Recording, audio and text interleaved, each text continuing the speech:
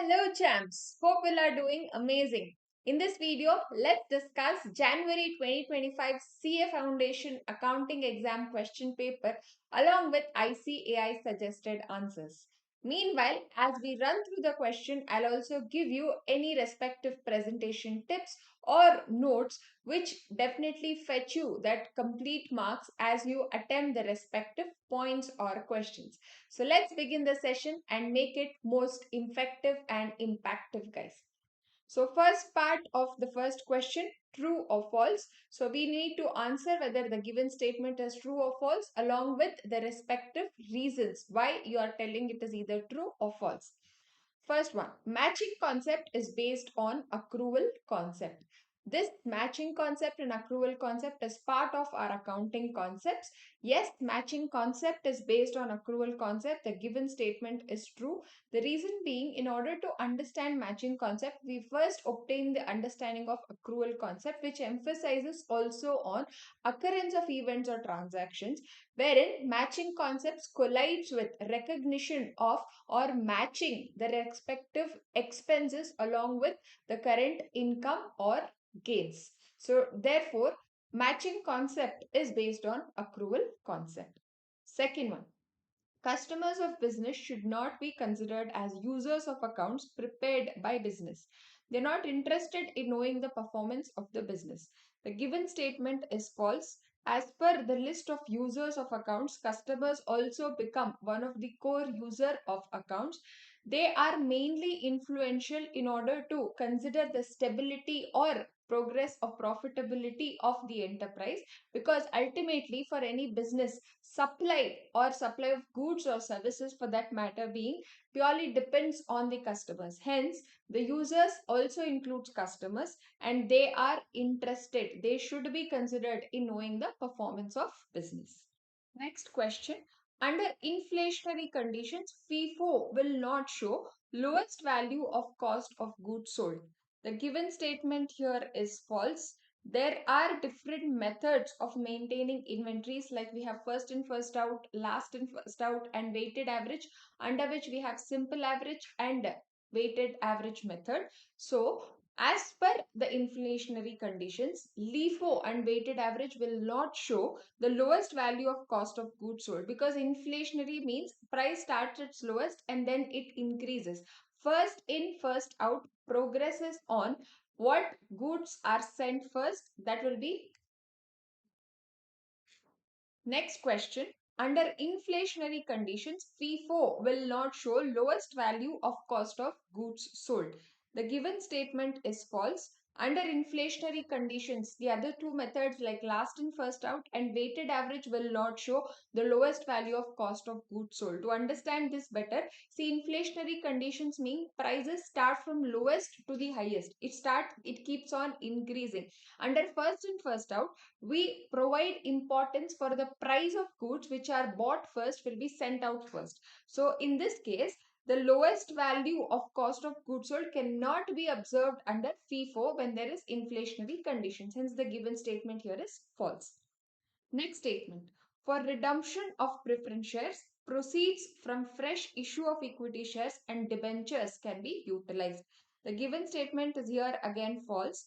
As per section 55 of the Companies Act 2013, for the purpose of redemption of preference shares, the company can use the sources like either make fresh issue of equity shares, or if there is any undistributed profits available, through which we have to create first capital redemption reserve that can be utilized for the purpose of redemption of preference shares. In the given statement, they have anyway mentioned about fresh issue of equity shares, but along with that, they've also given debentures, where debentures cannot be utilized. Hence, the given statement is false. Next point, bookkeeping and accounting are not synonymous terms, they are different from each other. Yes, the given statement is true. Bookkeeping and accounting are not same. They are definitely different from each other, because bookkeeping mainly focuses on recording of transactions, whereas accounting precises on summarizing of the entire transaction.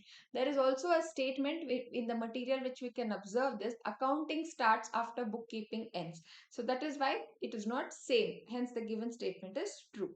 Next, a ledger is also known as the principal books of accounts. Yes, the given statement is again true because ledger helps us to identify or classifies the respective accounts. So this becomes a principal or primary book to go ahead with preparation of final accounts. Hence, this is the principal books of accounts. Therefore, the given statement is true. So let's observe what is the answers given as per the institute. See, first one, true. Matching concept is based on accrual concept as it considers the occurrence of expenses and income and do not concentrate on actual inflow or outflow of cash. That's what I expressed about occurrence of expenses. Next, customers are concerned with stability and profitability because their functioning is dependent on the supply of goods. This is what we discussed. Hence, customers are users of accounts which is prepared by business. Third, it was under inflationary conditions, LIFO and weighted average will not show lowest value of cost of goods sold, whereas FIFO would. So therefore, it was false. And next, redemption of preference shares can be done either from the proceeds of fresh issue of shares or by capitalization of undistributed profits, that is by creating capital redemption reserve, or it can also be through combination of both. But the proceeds from issue of debentures cannot be utilized for the purpose of redemption of preference shares. Next, bookkeeping and accounting are different from each other. They are not same. This is bookkeeping is on mainly focused on recording phase, whereas accounting is concerned with summarizing phase. As I explained, accounting starts where bookkeeping ends. Clear? Next, ledger is a principal books of account. Yes, it is true since it classifies all the amounts related to particular account and then it is used as the base for preparing the trial balance. Therefore, it is known as principal books of accounts. I hope this was all comfortable with true or false. Next question. Explain four main functions of accounting. Again, a straightforward theory question. They are asking functions of accounting. Probably most of the students would be aware of the pointers. You have to just take care of how you explain about this. Functions of accounting includes measurement, decision making, comparison evaluation, control, forecasting. All these points will become your functions of accounting. Now you can observe there are few explanations also required. We will understand that here. The main functions of accounting includes measurement. This measures past performance of the business entity and depicts its current financial position because that is how we estimate. Then forecasting, it helps in forecasting future performance and financial position using again past data and analyzing the trends. This is nothing but predicting about what could be the probable sales or probable expenses. I'm just giving you some examples to take care of this point. Next, decision making.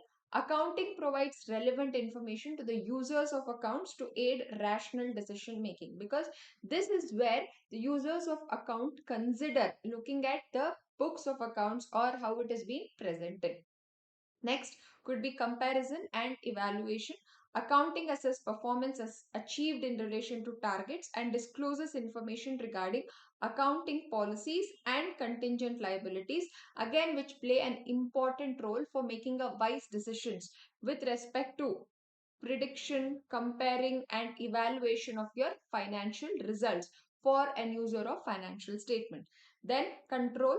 Accounting also identifies weaknesses of the operational system and provides feedback regarding effectiveness of measures adopted to check such weakness. What does this point mean here is by observing the functions here, how can a business control or take measures could be it provides us the sufficient information about the conditioning or functioning of a particular system. So this judge us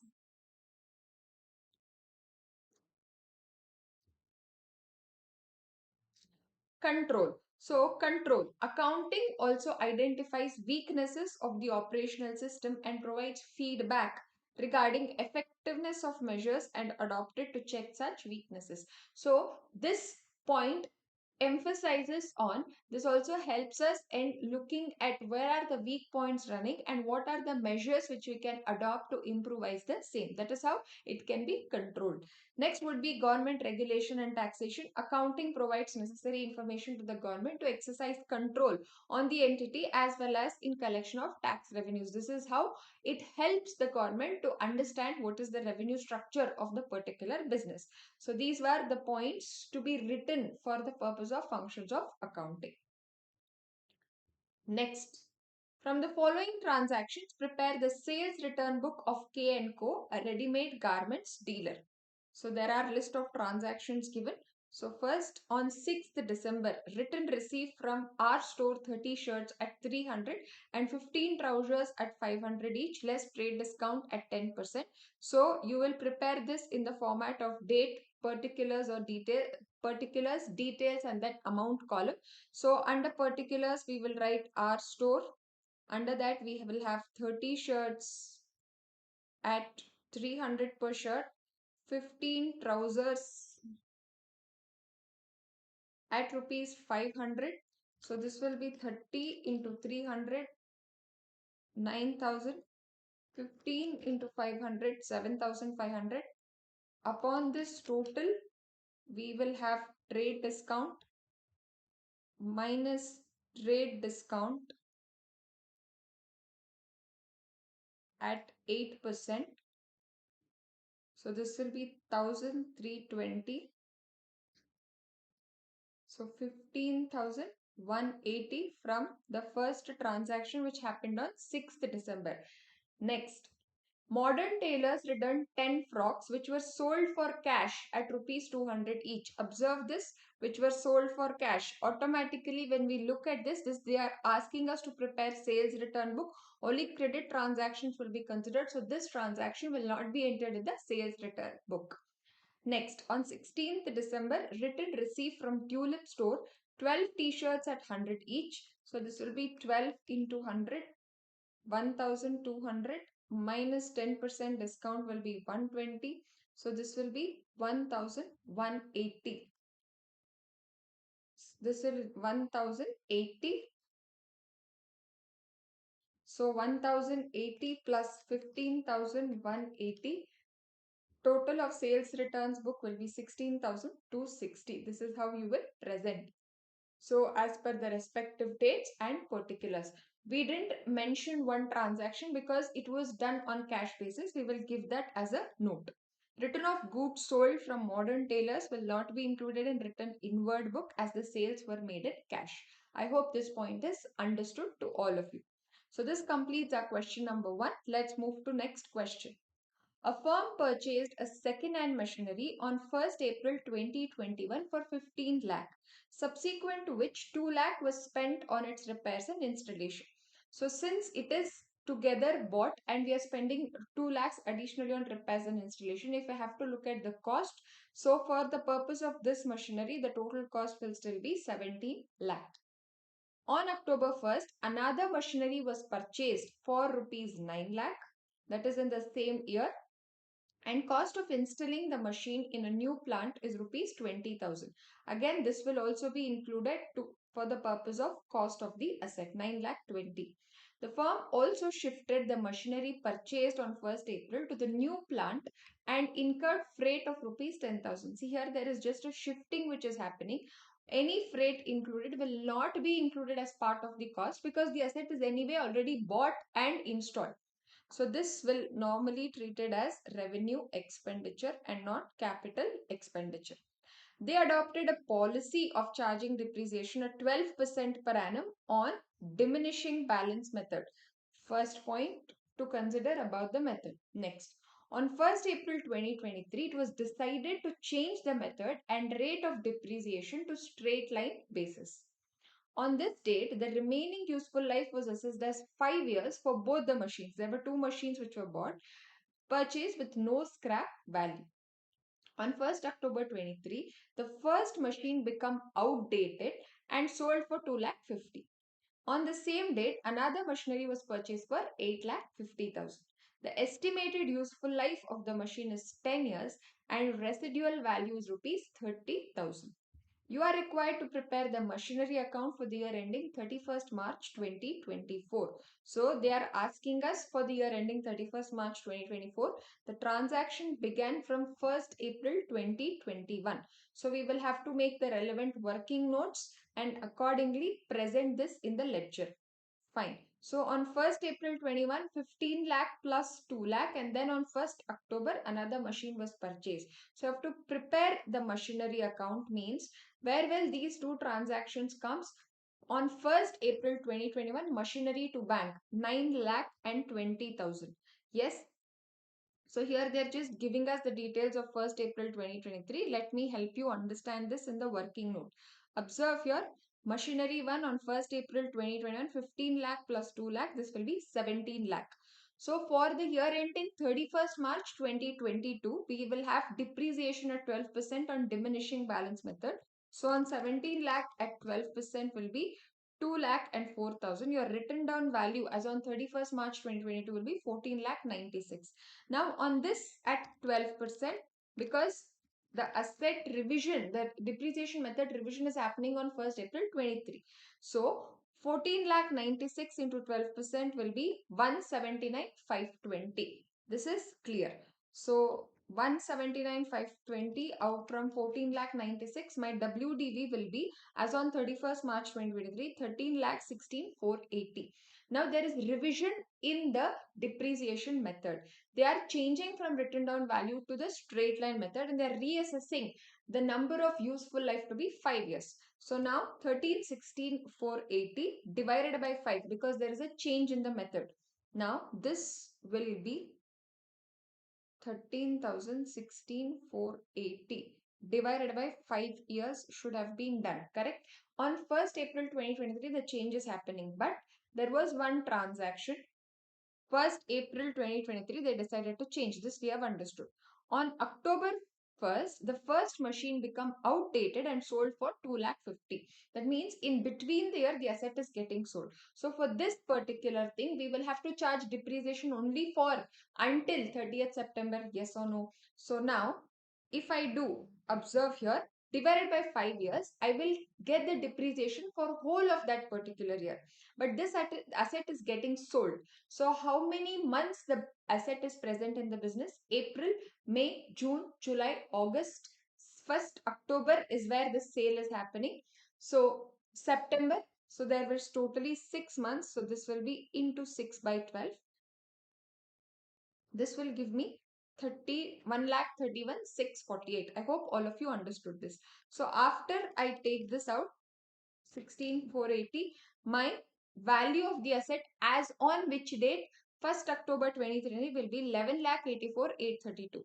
I'm getting 2 lakh 50,000 from sale of the asset. So here there is a loss of 9 lakh 34,832. I hope this treatment all of you understood. Yes. Okay, this was about machine number 1. So we will observe what entries are to be understood in with respect to this machine. See, as on 1st April 2023, the WDV from this working note, we can understand 13 lakh 16,480. That will be two balance brought down. I hope this is understanding. For this, there is a depreciation to be taken for 6 months. We just understood the calculation. So that is 1,31,648. When the asset is sold, what is the journal entry? Bank account debit to machinery. The machinery value was 13 lakh 16,480. On this, I've also charged depreciation. So depreciation will be debited. There is a loss on sale. So that will also be recorded. See, by profit and loss account, loss on sale of machinery with the amount of loss with the amount I got from the sale of the machinery 2,50,000. I hope this is understood. Next, there was also machine number 2. Now we will observe the entries for machine number 2. Machine number 2 was bought on 1st October 2021. 9 lakh on that they are also spent 20,000. So your cost will be 9 lakh 20,000.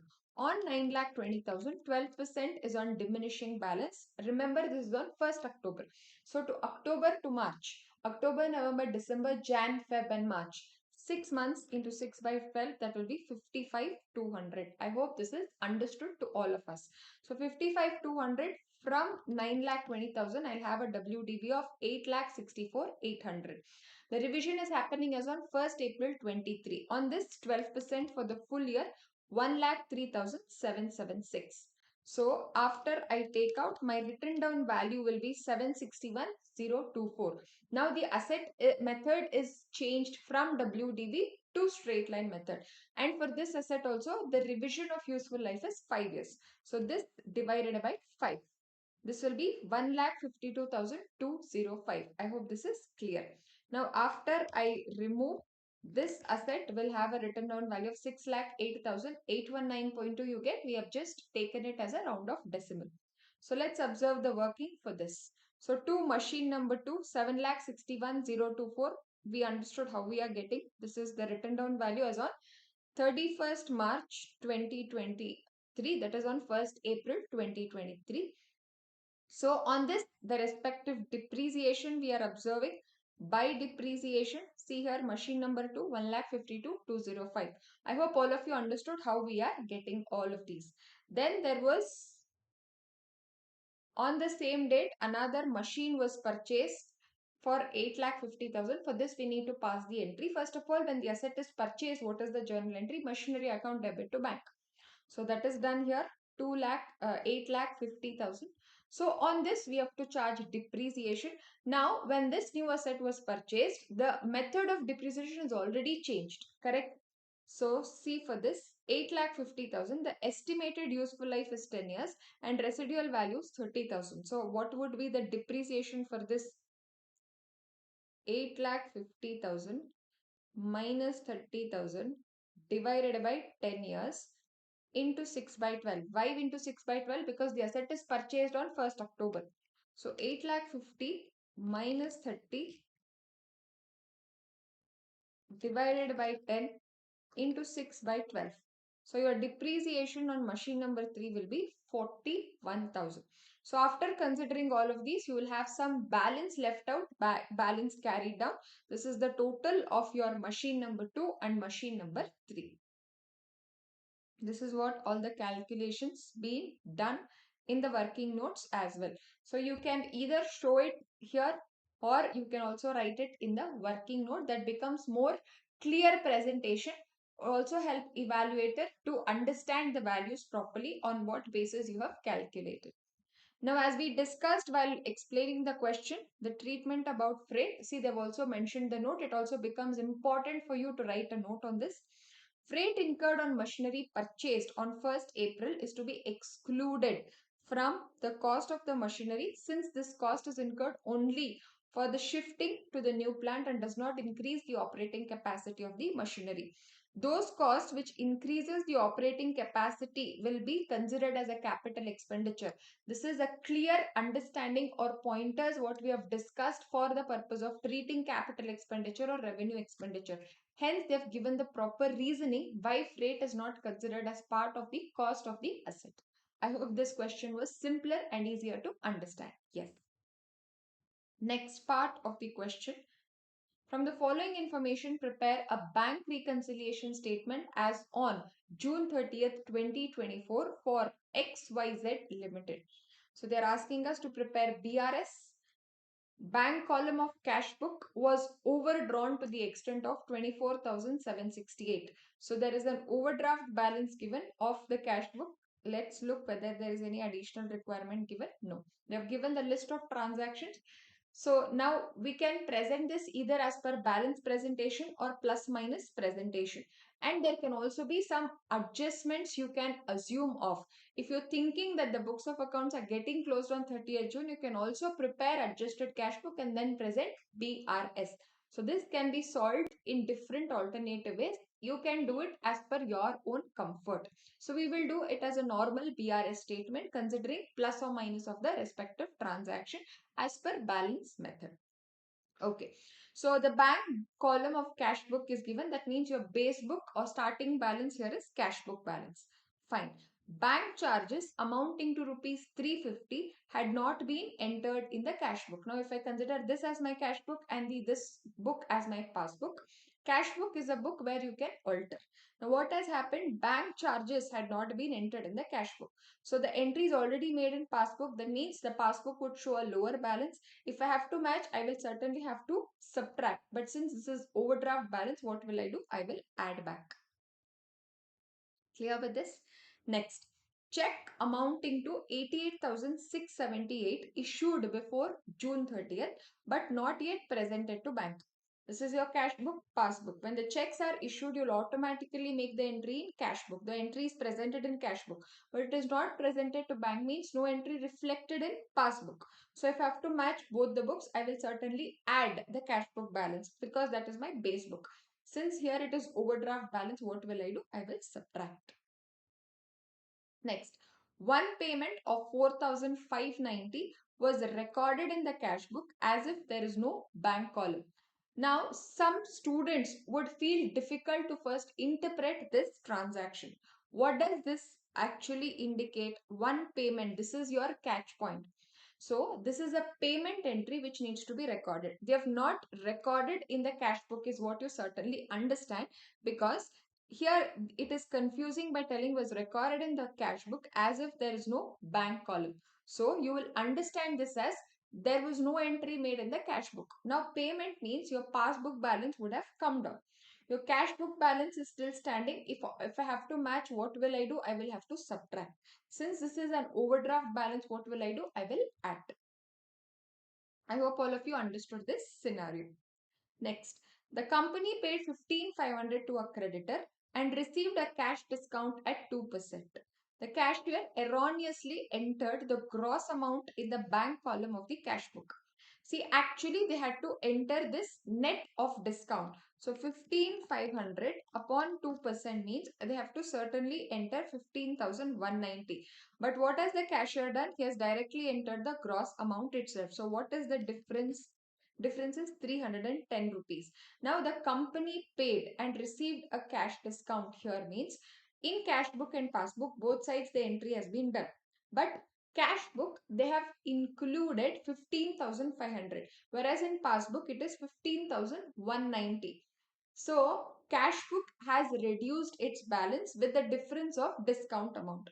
In order to match both the book, I will certainly have to add for 310 rupees. Since this is overdrawn, I will subtract 310. I hope all of you understood this.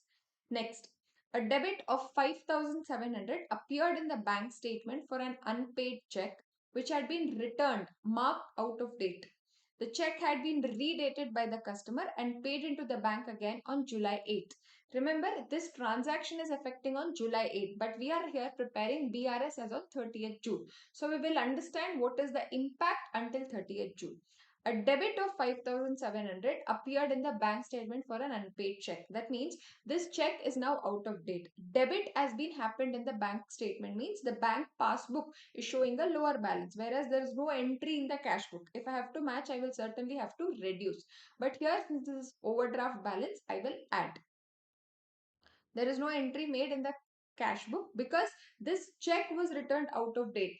If I am the cashier, I will come across this transaction only after looking at the passbook or bank statement. I hope these points are able to understand to all of you.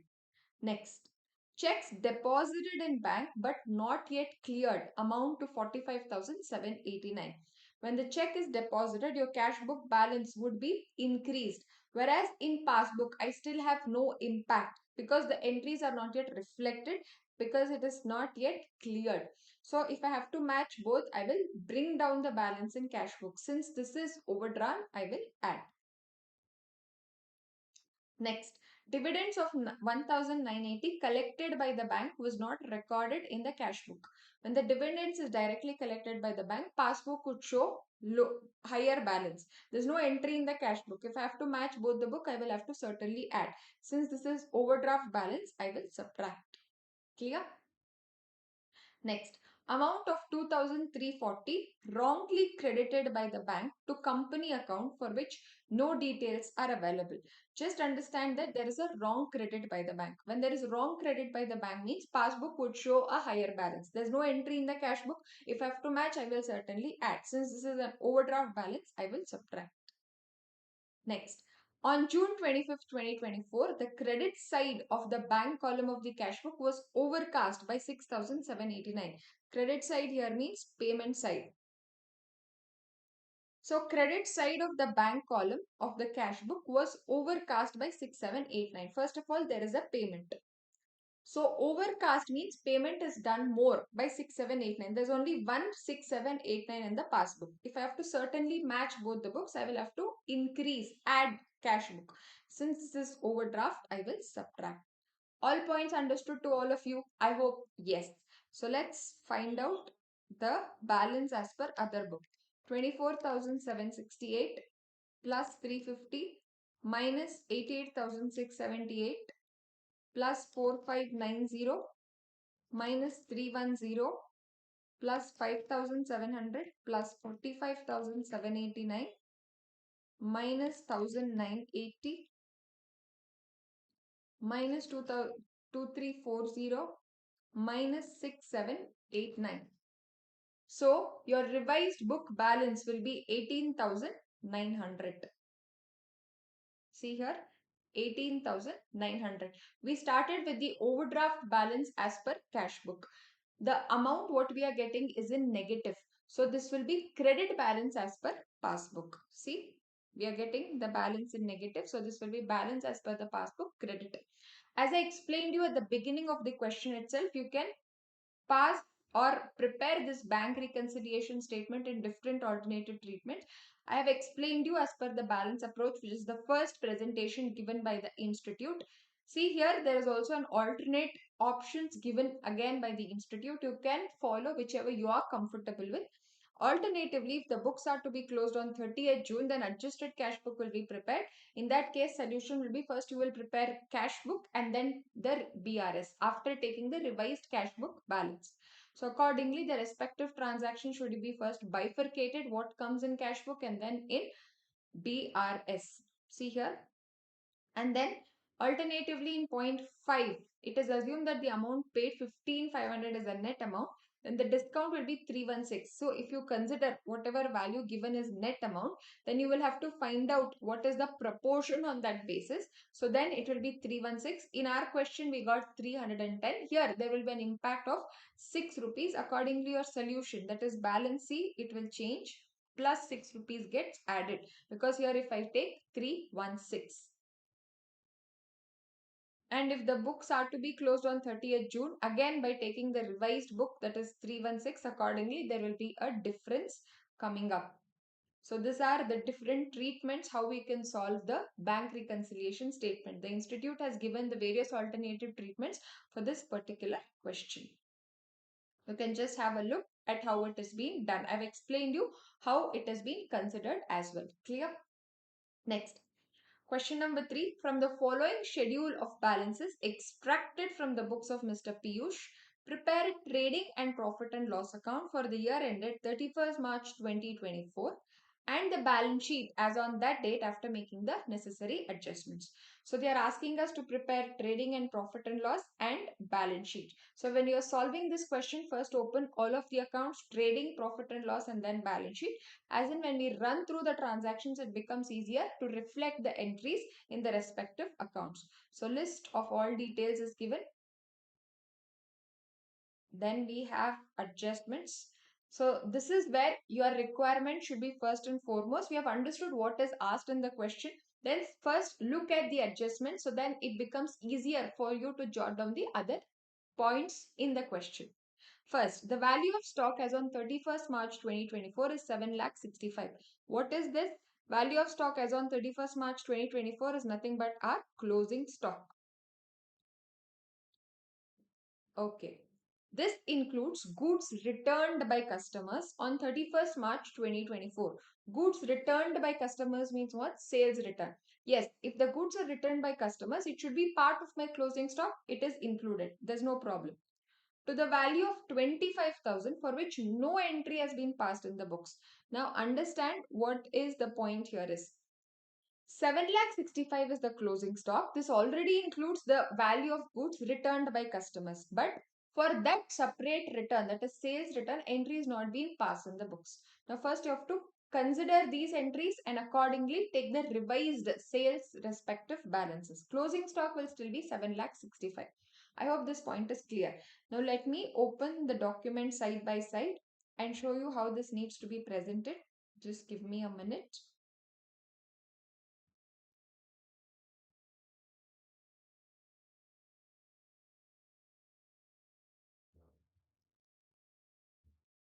So here I'm just opening the solution so it becomes easier for you to understand side by side along with the question.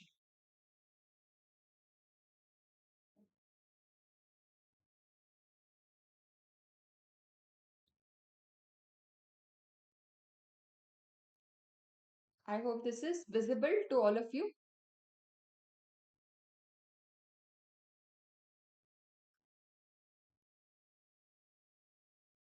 Yes. Now for this 25,000, we have to pass the entry. What will be the impact? There is sales return. So sales return account debit to debtors. This will be the journal entry. This entry has not been passed, correct? Now, sales return will come where we have to first deduct from sales. Yes. So, the worth of returned goods is 25,000. So, sales return minus from sales, and then one more reflection will be from debtors because the journal entry sales return account debit to debtors. Debtors balance will also come down. Yes or no? So, this will also be impacted to my debtors. Now, observe. So, let's take return inwards here. Return inwards is 1,10,000. Return inwards is nothing but my sales return. Yes or no? So 1,10,000 is the sales return. Additionally, 25,000 is to be considered. So your total sales return will be 1,35,000. I hope all of you are able to understand this. Yes or no? 1,35,000. Now, one more impact was in my debtors. How much is my sundry debtors? Sundry debtors here is 2,35,000 minus 25,000. There is also a working here. Let me show that to you. See, calculation of debtors at the end. Sundry debtors 2,35,000 minus sales return not recorded 25,000. I hope this is clear. So, what was the entry for this? Sales returns debit to debtors. So this was the entry for which we have considered the respective impact. Clear? Next, purchases include one furniture item purchased on 1st Jan for 10,000. Depreciation at 10% per annum is to be provided on furniture. Purchases also include an asset which needs to be first reduced because it is not part of your purchases. This being furniture, depreciation should also be considered. So this was purchased on 1st January. We are starting this from 1st April 23 to 31st March 24. So accordingly from Jan to March we will have to charge depreciation.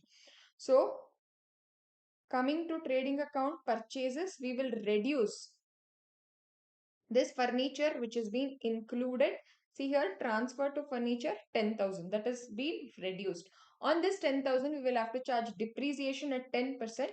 So 10,000 into 10% into 3 by 12 by 3 by 12, Jan, Feb and March.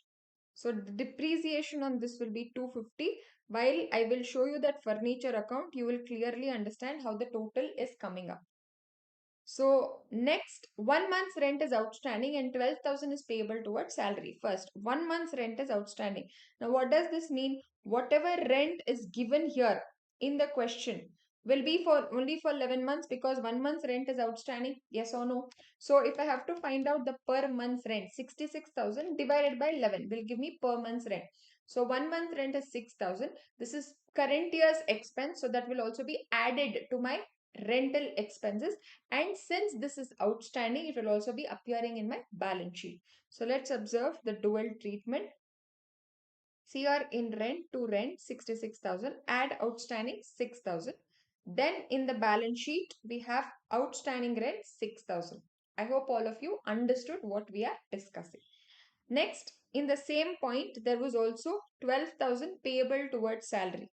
We have salaries given 1,50,000. Payable means it is still outstanding, but is it a current year expense? Yes, it should be recorded in the profit and loss account. See here, two salaries, 1,15,000 from the trial balance plus outstanding 12,000. So total will be 1,27,000. So since this is payable, this is also be your liability outstanding salary 12,000. I hope this is clear. Next adjustment. Interest paid includes 9,000 paid against bank loan, and interest received pertains to investments and deposits. Okay, first we will discuss about interest payment. Interest paid includes 9,000 against bank loan. In the trial balance, there is interest paid details. It includes 12,500. What does the question say? In this, 9,000 is towards your bank loan. This is towards bank loan. Now we have to first understand whether there is bank loan details given. Yes, observe here. Bank loan at 12% as on 1st October 2023. So the bank loan is borrowed as on 1st October 2023. Now we have to find out what is the interest due on the bank loan. 2 lakh into 12% into October to March. October, November, December, Jan, Feb and March into 6 by 12. So 12,000 is the actual interest. So if I have to just write 2 lakh into 12% into 3 by 12. So this will be how much? 12,000. But interest paid includes only 9,000 towards the bank loan. That means current year expense is 12,000, for which you have just paid 9,000. 3,000 will be what? It is still outstanding. So this is part of your current year expense. You will record this in the profit and loss, as well as, since this is your liability, it will be shown in the balance sheet. So let's observe the entries here. See, interest accrued on bank loan 3,000, because 9,000 is anyway given for interest payment. This is your balance sheet that is shown as your liability. Now in the profit and loss account, so 2 interest 12,500 plus 3,000, which is outstanding. I hope all of you understood this point clearly. So in the same line, we also had about interest received pertains to investments and deposits. Now there are two things involved here, investments and deposits. So first we have to understand what is the respective interest on these two items. Investments at 9% on 1st April 2023 means beginning of the year. So what is the interest amount? That should be 50,000 into 9%, that is 4,500. Then on deposits, 3 lakh into 10% again from the beginning. So full year, 30,000. So total interest, if I have to look at, it should be 34,500. That much I should have received. But observe here how much I have received. Interest received is 28,500. So actual amount to be received from both investments and deposits is 34,500, but I've just received 28. That means still some amount is receivable. So this will be recorded in the profit and loss account. See, by interest, total 34,500 will be recorded. In the balance sheet, 34,500 minus 28 is still receivable. So this will be shown on my asset side. Interest accrued on investments and deposits, 6,000. That is 34,500 minus 28,500 will give me 6,000. I hope all of you understood this. You can just mention it there. So this completes our interest and deposits. This is done. This is done. This is done. Provide for interest payable on bank loan and interest receivable on investments and deposits. Same point we have already covered. Next, make provision for doubtful debts at 5% on the balance under sundry debtors. So on the balance is clearly emphasized here. Remember, there was one revision in the value of debtors. So we have also considered that. Coming to the working. See, after considering the sales return, the adjusted balance is 2 lakh 10. On this, we will take 5%. So where and all this will be impacted? To provision for doubtful debts in the profit and loss account. See here, provision for doubtful debts 10,500. If there is bad debts, you can also show it according with that. If there is old provision and new provision, if not, you can also show it separately. Both gives you the correct presentation. And then from your balance sheet of debtors, net will be taken. So this 1,99,500 is what they are getting, which is being reflected. Clear with this? Yes. So this is done. Next, insurance premium includes 18,000 paid towards proprietor's life insurance policy. So if this is paid towards proprietor's life insurance policy in the nature of drawings. So first we will reduce this from the insurance premium. See, in the profit and loss account, insurance premium to insurance premium total value. From that, I will reduce less to drawings. Now, this should be added to your total drawings. We will show that in the balance sheet. See less insurance premium here, 18,000, because it will anyway be deducted from the capital balance. I hope each point is clearly understood. Now, this completes all of our adjustments. Now, all of those values remaining, we will record. Capital account will appear in the balance sheet. See 8,85,000 that is being taken in the balance sheet. The next opening stock 3,86,000 in my trading account to opening stock 386. Next cash in hand, cash it back 18,500, 73,500 in the balance sheet 18,500, 73,500. Investments shown as an asset 50,000 and deposits 3 lakh. Drawings is 78, written less drawings 78,000. Next, it is purchases 2495. In the trading account, we will enter two purchases 2495. Then sales 2986. By sales, return inwards means sales return considered here. So 1,10,000 plus 25,000, which was the breakup. Next, we had written outwards 1,35,000 means purchases return that has been taken here 1,38,000. Then we have carriage inwards, which is your direct expenses, to carriage inwards 1,26,000. Rent, salary, debtors all considered. Sundry creditors in the liabilities 1,37,500. Sundry creditors 137,500. Then we have bank loan 2 lakh. Furniture as on 1st April 2023, 25,000. Now understand one thing. You had included furniture worth 10,000 in the purchases for which depreciation was for 3 months 250 rupees. Now there is a furniture of 25,000 on which the depreciation amount is 10%. Yes or no? Now in this case, 10% depreciation will be 2,500. 2,500 on the existing balance and 250 rupees on that asset purchase. That is how we are getting 2750. I hope all of you understood this. So this is about furniture. Next, interest paid, interest received considered. Advertisement in the profit and loss account 40,300. Advertisement 4,300. Then printing and stationery 32,200. Electricity charges 57,700. Then we have discount allowed 55,200. Discount received 24,600. Then bad debts 18,500. General expenses 36,800. Then we have motor car expense 8,500. Insurance premium 30,000. Insurance premium, we already understood the treatment.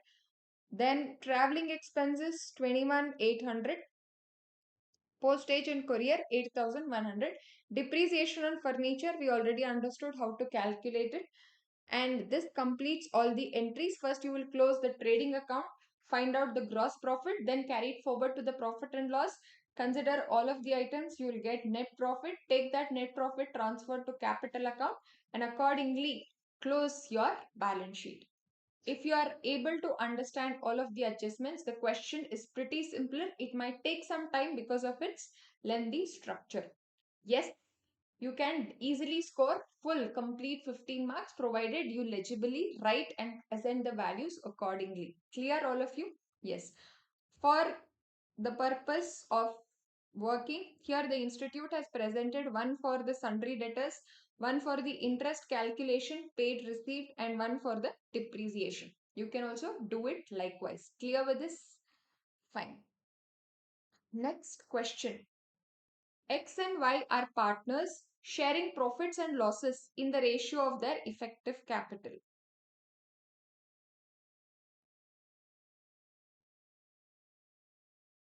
As on 1st April 2023, they had 2,80,000 and 1,60,000 respectively in their capital accounts. X introduced a further capital of 20 on 1st June and another 15 on 1st October.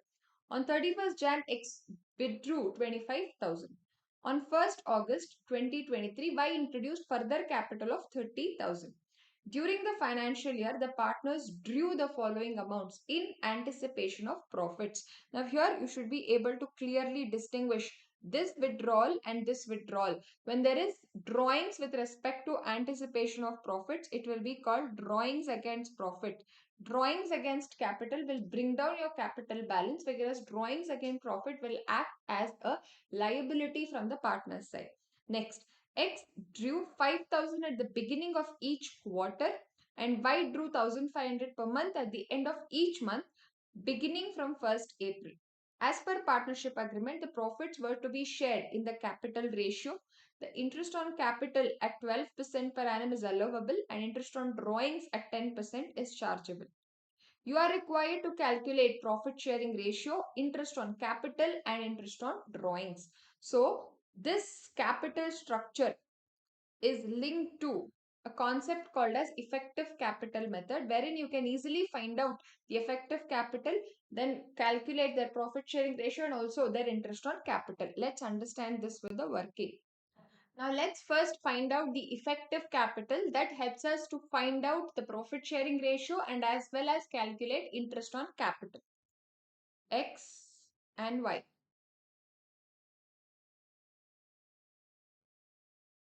First, X has a capital balance of 2,80,000 and Y 1,60,000. X introduced a further capital of 20,000 on 1st June 2023. That means 2,80,000 is present in the business for how many months? April, May, because the next introduction is happening on 1st June itself. So this will be for 2 months. Next, this 2 lakh 80 is added with 20,000 more. So your capital balance will now be 3 lakh. This is present in the business until 1st October. That means June, July, August, September. 4 months. So there is further introduction of 15,000. So this will be 3 lakh 15,000 on 1st October. So this is the balance for how many months? October, November, December and Jan, because the next introduction is happening, next treatment is happening on 31st Jan. So this will be for 4 months. So then there is withdrawal of capital 3 lakh 15 minus 25, 2 lakh 90,000. This is for how many months? February and March. 2 months. I hope all of you understood how did we actually calculate. Likewise for Y. Y had this balance from 1st April until 1st August. Next introduction is happening on August. So April, May, June, July. This next introduction is happening on 1st August itself. So this is for 4 months. Then it is further introduced 30,000. So the revised capital balance will be 1,90,000. Further, there is no different details given. So we will assume this will be for the rest of the months. So August, September, October, November, December, Jan, Feb and March. So this will be for 8 months. Clear? Now we will find out the revised effective capital. 2 lakh 80 into 2. This will be 5 lakh 60. 3 lakh into 4. 12 lakh. 3 lakh 15 into 4. 12 lakh 60. 2 lakh 90 into 2. This will be 5 lakh 80. So your effective capital of X will be 36 lakh and for Y 1 lakh 60 into 4. This will be 6 lakh 40. 1 lakh 60 into 4. Then 1 lakh 90 into 8. 15 lakh 20,000.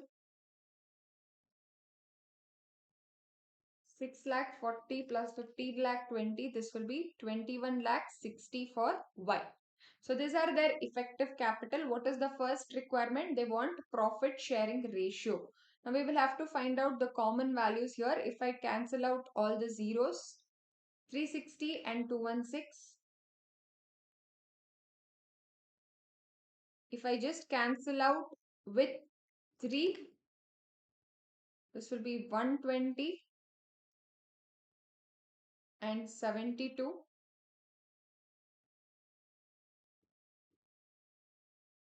Then simplifying further, 10 is to 6.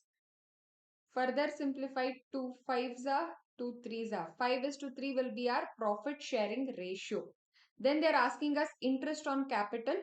When there is effective capital found out, it becomes very simpler. For X, 36 lakh into, what is the rate? 12%, 12 by 100 into 1 by 12. So 36 lakh. So this will be 36,000. For Y, 21 lakh 60,000 into 12% into 1 by 12. This will be 21,600. This will be your interest on capital. Yes, next calculating interest on drawings for X. So X is drawing 5,000 at the beginning of each quarter. First, total drawings. They have not given any method for this. So we will simply calculate on average basis. 5,000 at the beginning of each quarter. That means in a year there will be totally 4 quarters. So total drawings will be 5,000 into 4. That is 20,000 into rate of interest on drawings here is 10%. So 10 by 100 into average period divided by 12. Now there is 5,000 draws at the beginning of each quarter. So first number of months wise I will take 12 plus number of months remaining after the first drawing. So here it is quarterly done. So how many more quarters remaining? 3 quarters. So average period will be 12 plus 3 divided by 2. So that is 7.5 divided by 12. So 20,000 into 10% into 7.5 divided by 12. So your interest on drawings for X will be 1,250. Y, amount of drawings is 1,500 per month at the end of each month. So 1,500 total drawings will be, number of months is 12, 18,000 into 10 by 100. End of each month, so n minus 1 by 2. 12 minus 1 by 2 will be 11 by 2. That will be 5.5 divided by 12. So 18,000 into 10% into 5.5 divided by 12. That will be 825 rupees. So this is your interest on drawings. We can find out the solution as per the institute. See, effective capital, they've just made a table. You can do it as per your understanding. So they have also gone 36 lakh, 2160. So the capital ratio, profit sharing ratio is 5:3. Interest on capital, we also got 36 and 21,600. Interest on drawings, 1,250 and 825. Interest on drawings, yes, 1,250 and 825. I hope all of you understood the respective solution. Clear with this? Yes. Moving on to the next question. Question number 4. A, B and C are partners sharing profits and losses in the ratio of 3:2:1. The following is the balance sheet of the firm ABC Trading Corporation as on 31st March 2024. Balance sheet is given. Land and building, machinery, furniture and fixtures, trade receivable, all. One unique point is joint life policy is given. Next. C died on 30th June 2024. As per partnership deed, the following arrangement was to be put into effect. So C died. So this date becomes important for our calculation. Goodwill of the firm was to be valued at 2 years purchase of average profit of 4 years to 31st March preceding the death of a partner. So preceding the death of a partner means the partner died in the year 2024. So we are considering the profit calculation yearly itself. So 31st March 2024 will be the preceding year death of the partner. The profits were as under. So they are giving us the profit details as on 31st March itself. Goodwill account will not be opened in the books of accounts and C is to be credited with a share. The new profit sharing ratio of A and B will be 5:3. This becomes easier for us to calculate gain ratio. Next, profit till the date of death to be ascertained on the basis of average profit of previous 4 years, and share of C was to be credited to his capital account. So again here itself, profit till the date of death they have taken take for the previous 4 years. So all of these years details should be considered. Next, assets were to be revalued. Land and building was appreciated by 15%. Machinery depreciation by 5%, furniture and fixtures revalued at 1 lakh, and the value of stock to be taken at 90,000. Provision for doubtful debts to be increased by 1,800. A sum of 2 lakh 40 was received from insurance company against joint life policy, because when the death happens, the policy will mature and receive the policy amount. Amount due to C was paid to the executors. Okay. You are required to prepare revaluation account, partners capital, and then balance sheet as on 30th June along with necessary workings. So there are revaluation, partners capital, and balance sheet required. First, we can complete off the revaluation account. Land and building was appreciated by 15%. So this will appear on the credit side. 2,40,000 into 15%, 36,000. Then machinery depreciated by 5%. Machinery is 1 lakh 50 into 5%, 7,500. Furniture and fixtures revalued at 1 lakh. So furniture and fixtures is 1 lakh 5. Again, the reduction 5,000 on the debit side. Value of stock to be taken at 90. Stock is 85,600 increase. So this on the credit side. Then provision of doubtful debts to be increased by 1,800. Doubtful debts is 5,700. It is to be increased. That means again on the debit side. So you can observe in revaluation, those values will be appearing. To machinery, land and building, to stock, because these two are increasing, furniture and fixtures, and then provision for doubtful debts. These were the simple revision in the value of assets and liabilities. After completing this, we will transfer the profit or loss to the partners capital account in the old profit sharing ratio, that is 3 is to 2 is to 1. So after doing this, they are asked to prepare partners capital and then balance sheet. In the partners capital, first of all, we will open the partners capital balances. By balance brought down 2 lakh 80, 1 lakh 90 and 1 lakh 50. After that, we will distribute the general reserve to all partners in their old ratio. 1 lakh 35 in 3 is to 2 is to 1. So you can observe the entries for this. See here, by balance brought down 2 lakh 80, 1 lakh 90 and 1 lakh 50. And then by general reserve in 3 is to 2 is to 1. So this entry is done. Then we had revaluation profit. You also make the entry for that as well. So this also completes. Clear with this? So then we just have three more transactions to be addressed. That completes your question. First, we will take up goodwill. So goodwill of 4 years is given 1 lakh 14,000, 1 lakh 22,000. There's no any trend observed. So simple average we will do 1 lakh 19,000 plus 1 lakh 25,000. So this is 4 lakh 80,000 divided by 4 years. 1 lakh 20,000 is my average profit. So now this is 1 lakh 20,000 into 2 years will give me firm's goodwill. 2 lakh 40,000. This is firm's goodwill. We need the partner share. Firm's goodwill, we need the partner share. 2 lakh 40,000 into what is the partner share? C died.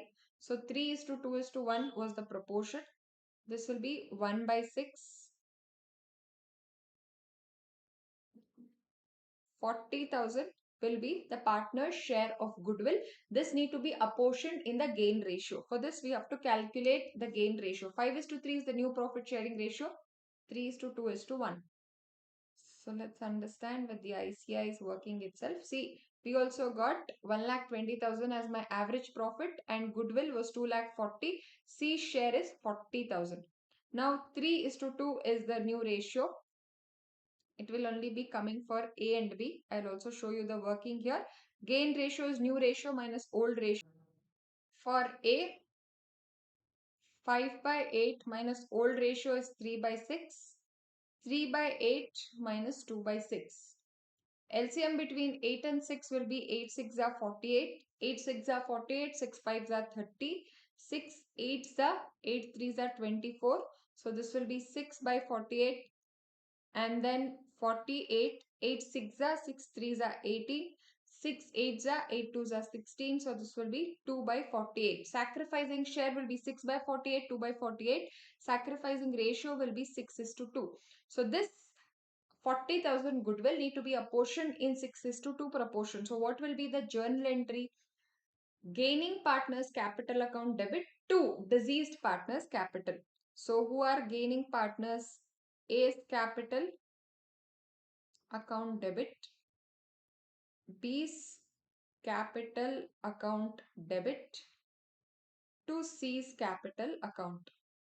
His share of goodwill was 40,000, which we calculated. 40,000 into 6 by 8, 30,000 for A and 10,000 for B. This will be reflected in your capital account. So A's capital, B's capital, to C's capital 40,000. Observe here, to C's capital in A's column and B's column, and then by A and B's capital in C's column 40,000. I hope this is understood.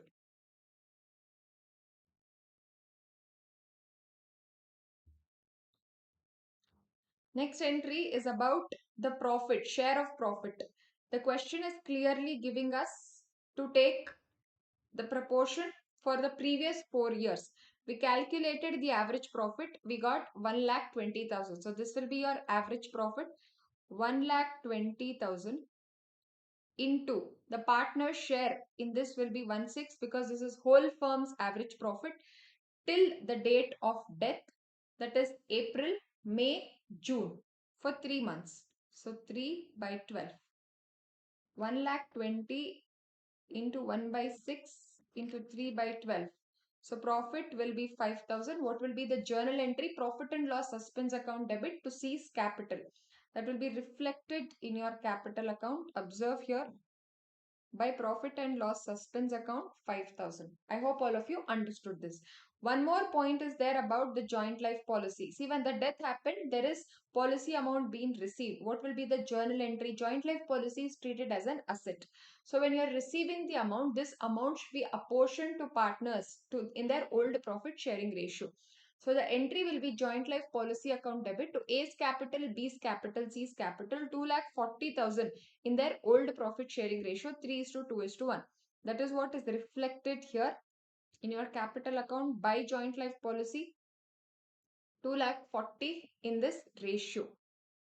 Now how are we getting those values? 2,40,000 is what we received minus 90,000. So this will be 1,50,000 for A, B and C. 1,50,000 into 3 by 6. 1,50,000 into 2 by 6. And 1,50,000 into 1 by 6. This is how it will be apportioned, which you will be observed here. 75, 50 and 25 as joint life policy. Now, in the question is clearly telling what was the amount due to C has been paid to C's executor. So, C's balance, anything reflecting, will be paid as two banks, C's executor's account, and then the other two partners will have balances carried down. In the balance sheet, we will take the revised values after revaluation. Accordingly, you will enter all the details. And one important thing to observe is for cash and bank. See, what is the cash and bank balance given in the question? 32,300. What are the treatments which needs to be considered? See here, let me explain this with a working note.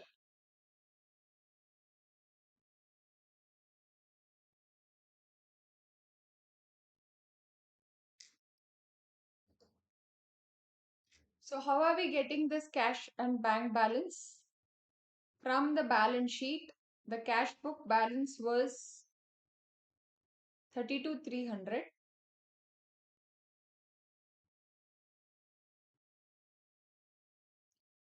32,300 is the opening balance. From the joint life policy, I got 2,40,000 cash because while we receive bank account debit to joint life policy would be the entry. Then in this, I have paid to C's executor. How much is the amount? 2,46,850 minus 246,850. So 32,300 plus 2,40,000 minus 246,850 will give me 25,450. This is how we get the cash balance. For this, you can also prepare using the ledger. See, bank To balance brought down 32,300. By C is executed while we pay this. While we receive the amount 2,40,000. This will not be bank to bank. This will be bank to joint life policy. This is the correction you need to consider here. And then to balance carried down, by balance carried down 25,450. You can either find this out like this, or this also would be sufficient enough. Make sure that you show this working in the answer. And one more important thing where most of the students forget is about recording profit and loss suspense in the balance sheet. That should also be written because that will have a debit balance.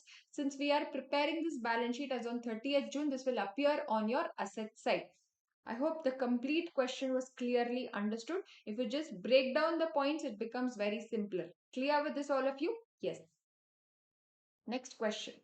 Following are the details of assets and liabilities of Mr. Sarthak for the year ended 31st March 23 and 24.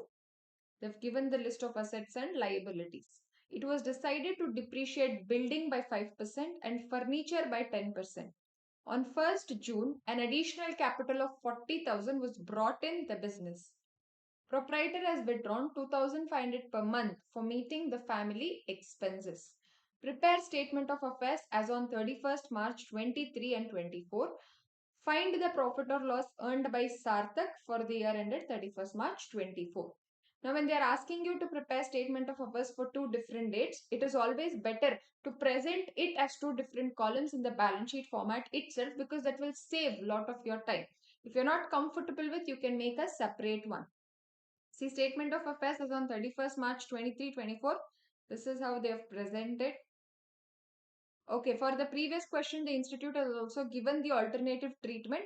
See, what they are giving in the alternate treatment is joint life policy can be routed through revaluation, because since it is treated as an asset, whatever money we are getting, they are considering it as if there is increase in the revaluation. So therefore, the increased balance is shown in revaluation account. Accordingly, your revaluation profit will change. Here you will have no entries in the joint life policy. So that is the impact what you can consider. Accordingly, the other adjustments will automatically come over. Here they have also shown the joint life policy, bank to joint life policy. Here also you need to make a change. This will be to joint life policy.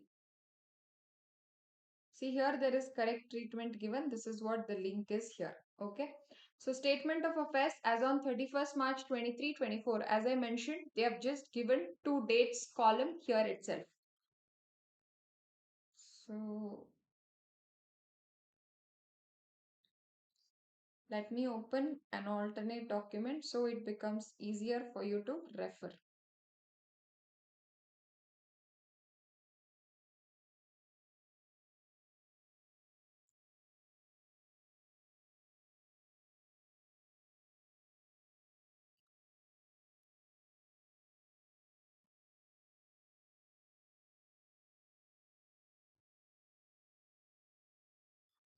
Yes, observe here statement of affairs. So first, building details is given.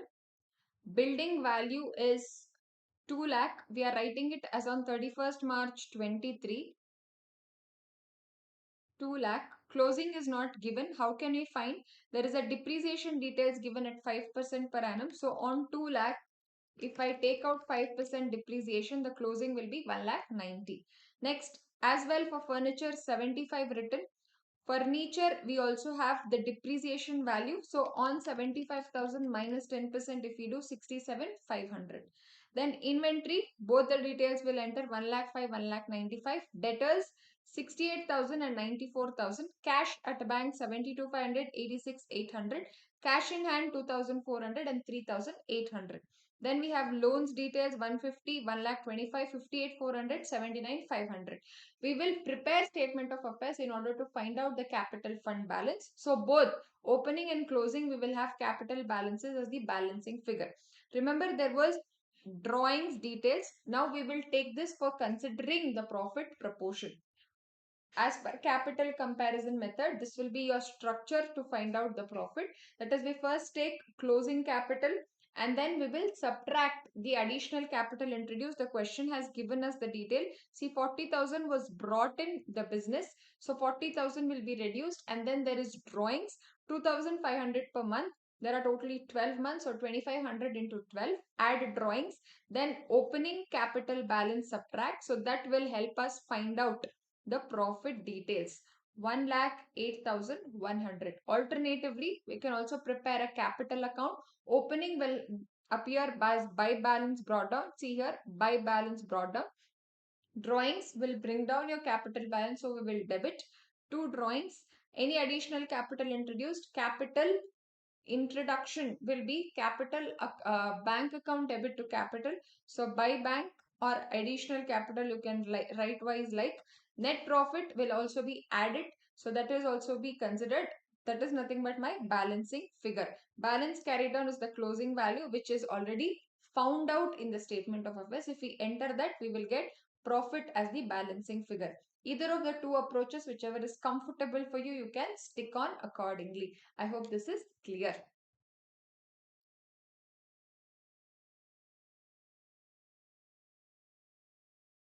This completes our question number 4. Next, question number 5. From the following income and expenditure account of a club for the year ending 31st March, you are required to prepare receipts and payments account for the year ending 31st March 24 and balance sheet as on 1st April 23. So, we will first simultaneously open both receipts and payments account and balance sheet. As we run through the question, it becomes important for us to also observe whether the opening capital fund balance is given or not. So, income and expenditure, we have details of expenditure and income. Then there is additional information. Here also there is no details of capital fund.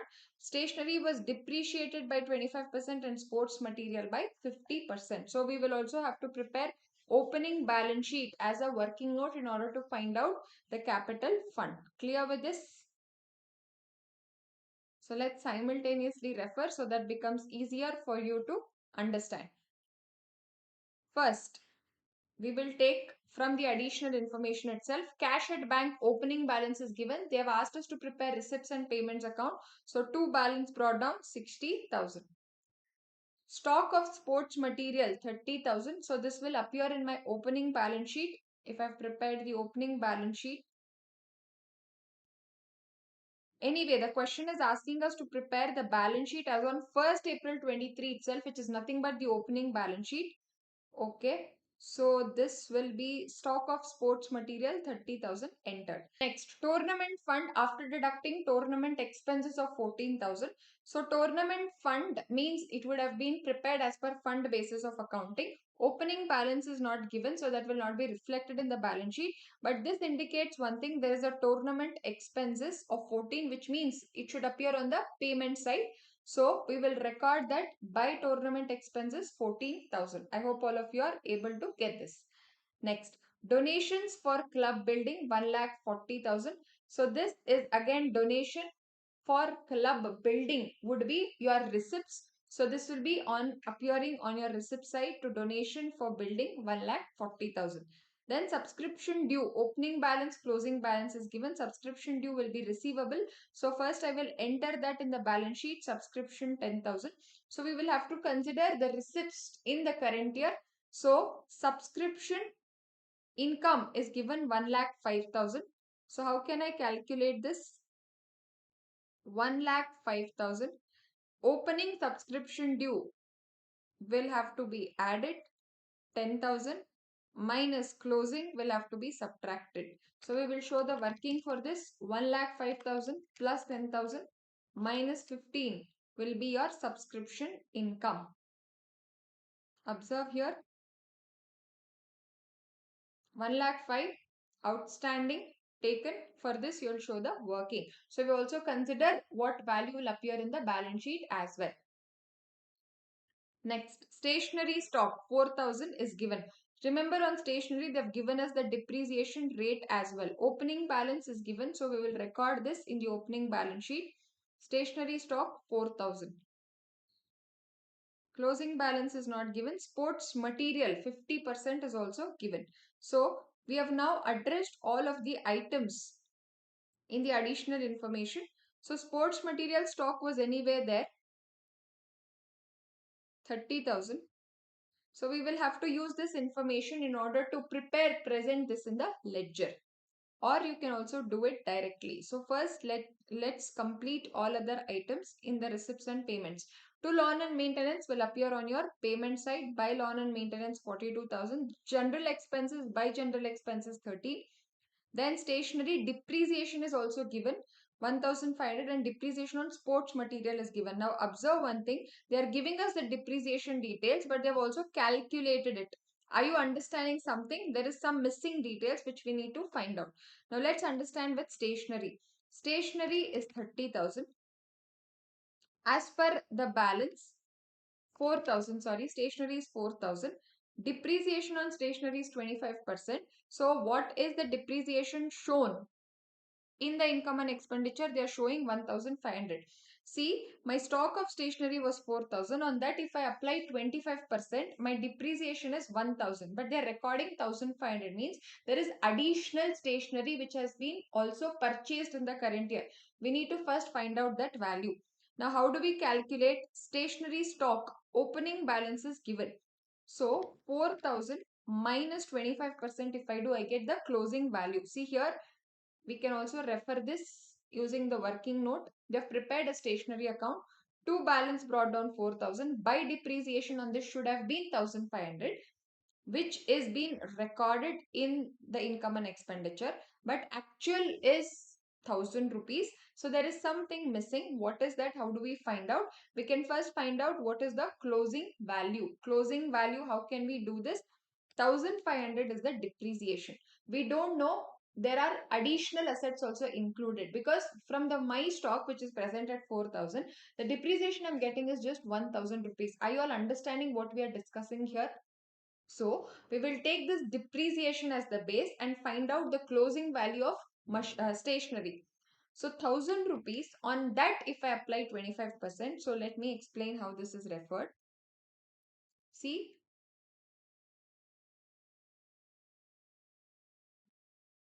let me write it here itself.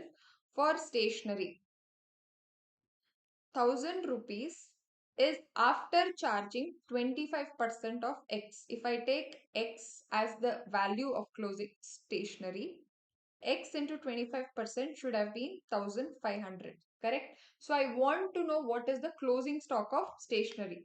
How do I find this X now? 1,500 divided by 25%. So 1,500 divided by 25% will give me 6,000. Observe here, 1,500 divided by 25%, 6,000. Now in this 6,000, we already have the data for 4,000. Yes or no? So 4,000 worth is already shown as the opening stock. What is the extra purchase? 2,000. So that will be your cash purchases. I hope all of you understood this structure. Now this purchase you would have made by making the payment. That will appear in the receipts and payments account. See here, buy stationery 2,000. All of you understood this? Yes. Likewise for sports material. Now stock of sports material is 30,000. Depreciation on this is 50%, means 15,000 should have been depreciation. But observe here, they have already recorded 22,000. Same treatment. So there is some purchases included. How do I find out 22,000 divided by 50%? So that will be 44,000, which is my closing stock. I already have a data of 30,000. So how much is extra? 14,000. That is what I've recorded as by sports material. For this, there is also a ledger presented in the same format what we understood for stationery. Clear with this? So these two were only the additional things to observe. Rest all is easier. Then we have two honorarium, which is your payments. By honorarium 10,400. Then this completes our expenditure. Income side subscription done. Admission fees 12,000. So two admission fees 12,000. Sports material, sale of second hand material. So this 2,400 will be your income, sports material. So that is considered sale of sports material, 2,400. Then buy entertainment. So here two entertainment 14,000. Then we have tournament fund. 14,000 was the expenses. This is your receipts and payments account.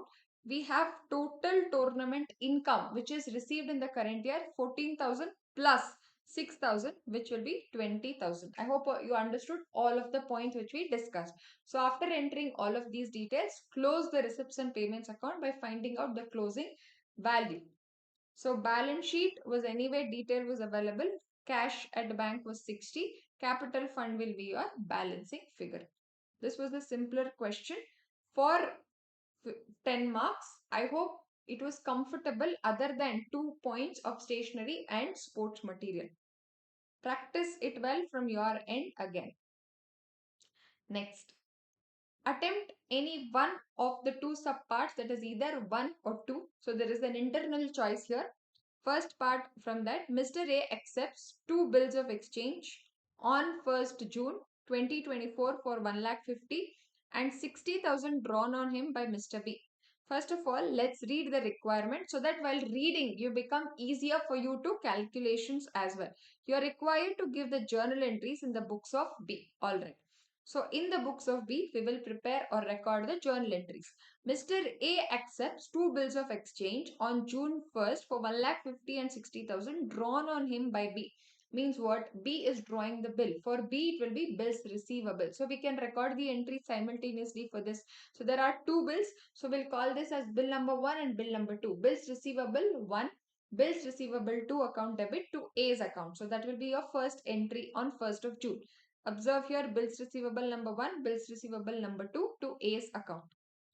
Next, the bill of exchange for 1,50,000 is for 2 months, while the bill of exchange for 60,000 is for 3 months. This helps us to find out the due date of the bill. Mr. B got the first bill discounted with the bank for 1,49,000 on June 3rd, 2024. So on 3rd June, there will be one more entry. You're receiving money by discounting the bill. So what will be the journal entry? Bank account debit, discounting charges account debit to bills receivable number 1. Bill number 1 bill was 1,50,000. You're receiving 149 means discount will be 1,000. On August 2nd, Mr. A requested B to cancel both the bills and draw a new bill on him with the combined amount of both the bills along with interest at 12% per annum for a period of 2 months. Now, before the due date, Mr. A requested to cancel both the bills.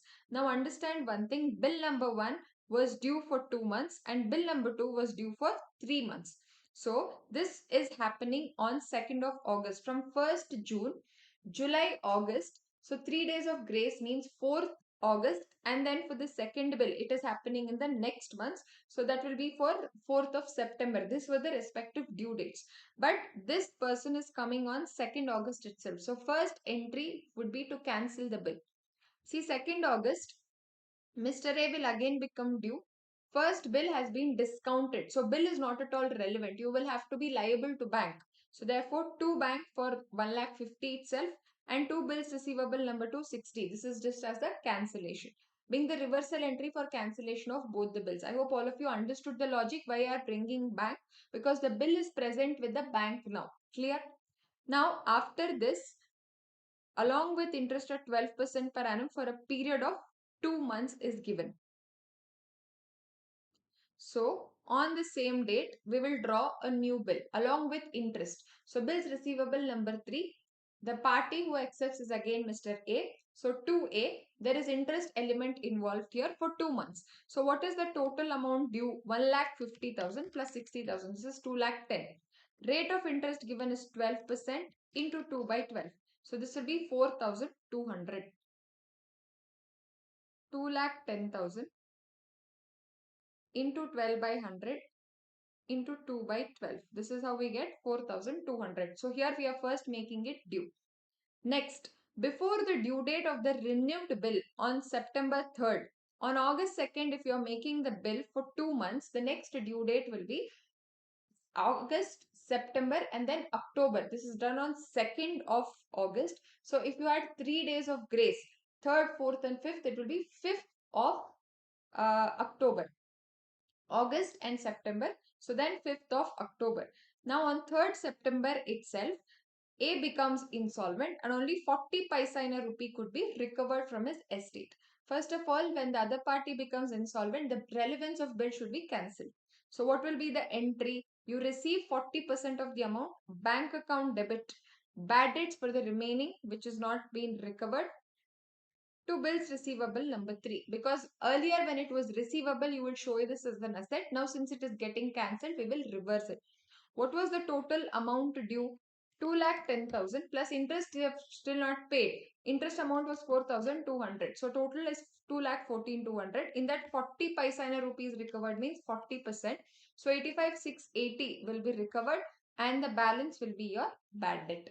I hope you understood the respective entries. For this, they've also given the alternative two separate entries in place of 3rd September. Mr. A to bills receivable. This is for dishonor of the bill and then for the realization. As I told, first we need to cancel the bill. That is the breakup given for the alternate treatment here. Clear with this, all of you? Yes.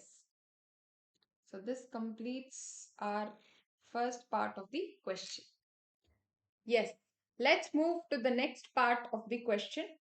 The following details are available of raw material of a manufacturing unit. Then they've given us, you are required to find out the value of inventory as on 31st May 2024 if the company follows weighted average method and then first in first out method. So if you read the requirement of the question, it becomes easier what you should do while you refer the question and what working notes should be preferable. So that also saves our time. So that's why we first looked at the requirement. They're giving us the details of opening inventory purchases and issues. The manufacturer also incurred the following expenses: freight of 300 and unloading charges of 150 at the time of every purchase respectively, warehouse rent of 2000 per month and administrative expenses of 1500 per month. So here they are asking us to prepare or find out the value of inventory. So this form of presentation can be done using a stores ledger. So in this case, if they are giving you such details of expenses, becomes very important to first understand what are in the nature of directly attributable expenses and indirectly attributable expenses. Why? So when there is directly attributable expenses, we will have to first add this to find out the actual cost of inventory. Now the question is clearly specified that these are incurred at the time of every purchase. So that means whenever there is purchase happening, there will be impact on our price while we revise it. I mean to say while we reissue it. So this needs to be considered because this will be in the nature of directly attributable expenses. This is one point to take care. Next, warehouse rent. So this is not directly attributable towards inventory. So this is indirect in nature. This need not be considered. Likewise, my administrative expenses as well. So this is the important point to take care. Now, we already know the format of stores ledger. First will be your date column. Observe here. First on the weighted average basis, date column. Then we have receipts. Under receipts, we'll have units, rate and amount. And then under issues, units, rate and amount, balance sale, units, rate and amount. First point, 1st May, there is an opening inventory. We will record that 100 units at 15 rupees, 1500. Next, there is purchases 300 units at 18 per unit. Now observe this carefully. 300 units has been purchased at rupees 18 per unit. But what is the rate which you actually have to consider? Remember, just now we understood the discussion of directly related expenses, indirectly related expense. That impact needs to be considered. So 300 units at 18 per units. If I consider 300 rupees of freight and 150, the revised price needs to be calculated. Observe here, there is a working note. Per unit of raw material cost purchased on May 2nd, 300 rupees at 18 per unit plus 300 rupees and 150 rupees divided by total number of units, which will be 300. We get the revised price as 19.5. So this you will take it here in the ledger. 300 at 19.5, that will be 5,850. So we got 300 into 19.5, 5,850. Now this is maintained as weighted average basis. We will have to calculate the weighted average rate. How do we get this? Total value of the purchases 5,850 plus the existing balance 1,500 divided by number of units which is remaining, it is 400. So that will give us 18.375. All of you observe 5,850 plus 1,500 divided by 400 units remaining. That will give us 18.375. Next, there is issued for consumption 250 250 units. So on 5th May, on issue side 250, the revised price is 18.375. We will issue at the same value.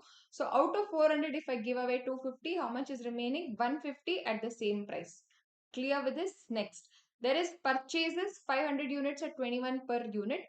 500 units, here also we need to calculate the directly attributable cost along. So 500 into 21 plus 300 plus 150 divided by 500. So the revised price per unit will be 21.9. So that is what we have taken here. So 500 into 21.9 will be 10,950. So after purchases, the balance will be 650. So how do I calculate the average price? 10,950 plus 2756.25 divided by how many products units remaining? 650. So that will give us 21.086, that is rounded off as 21.09. So 650 units at 21.09. Then there is issued for consumption 100 units. From 650 we are issuing 100 at 21.09. I will be left out with 550 units at the same 21.09 price per unit. Then issued for consumption 450 units, 450 at 21.09. Out of 550, we are issuing 450, remaining is 100 at 21.09. So this will be your value of closing stock, 100 units at 21.09, 2109. This was as per weighted average method. Next, they've also asked as per first in, first out. I hope all of you understood the directly attributable cost. The same cost will be remaining, just the presentation differs here, that's it. See, opening inventory is balance 100 at 15. Then there was purchases 300 units. We understood how we got 19.5. So this is done. 100 into 15, 300 at 19.5. So this is where the presentation gets deferred. Now then there is an issue of 250 units. So first you will take it from 100. Then 250, that is balance 150 from 300. So after doing this, you will be left out with 150 units at 19.5. Then there is purchases of 500 units at 21.9. So as it is, it will get carried forward 150, 19.5, then 500, 21.9. So then the next transaction is issued of 100. First you will issue from this 150, that is 100, 19.5. In that 50 is still remaining, 50 into 19.5. Then 500 into 21.9. Clear? Next, then there is still an issue of 450. 50 was remaining. We will first take that. And the remaining 400, we will take it from this. So 50 units for 500, we are taking 400. So 100 units remaining into 21.9. Again, the value of closing stock is 2190. Clear with this? So here there is also a note which needs to be written, what we have considered for direct and indirect costs. Freight and unloading charges are directly attributable cost and are necessary to bring the inventory into present location and condition, and hence it is included in the cost of inventory. Whereas warehouse rent are indirectly attributable and are not considered as cost of inventory. Same explanation for administrative expenses as well. These both are indirectly attributed expenses. I hope all the points what we discussed is clearly understood. Next question. C had issued 20,000 8% partly convertible debentures of rupees 100 each on 1st April 2023.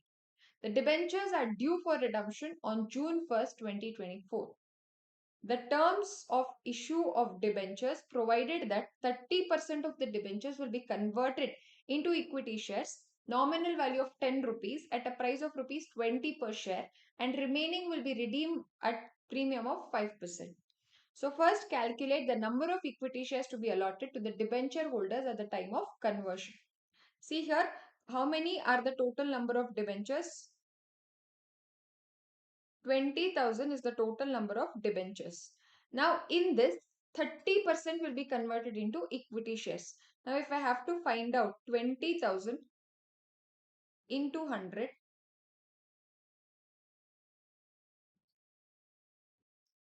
so 20,000 into 100, 30%. So, value of getting converted is 6 lakh. They are asking us number of equity shares. So the what is the issue price per share? 20 rupees per share. So divided by 20. So the number of equity shares which is getting allotted to debenture holders will be 30,000. So here's what you need to present. Number of convertible debentures issued.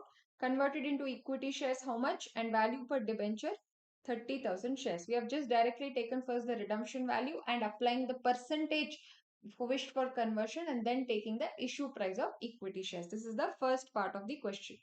Next, give the necessary journal entries related to the conversion and redemption of debentures, assuming that the company has created the debenture redemption reserve and also invested required amount for redemption of debentures at the time of issue.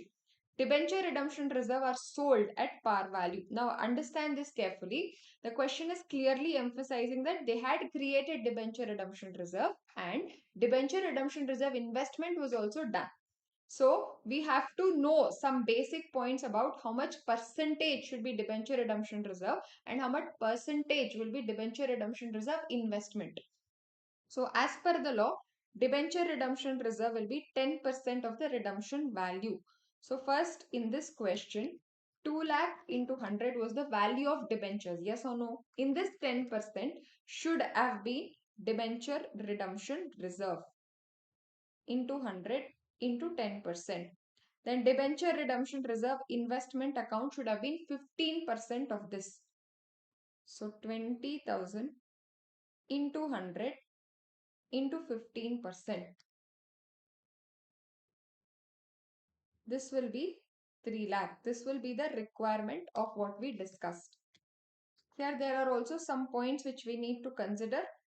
Those proportion of debentures getting converted into equity shares, for that we need not create debenture redemption reserve.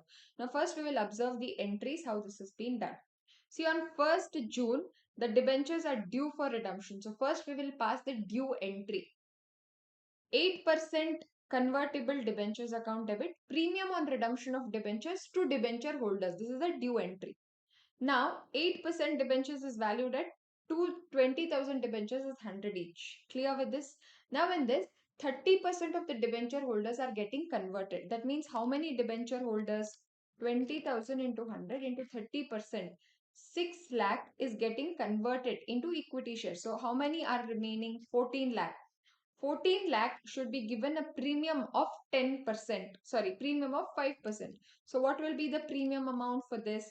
See, 20,000 minus 30%, 14,000 at 5% will be 700 into 100, 70,000. How are we getting this? Just 1 minute. So this will be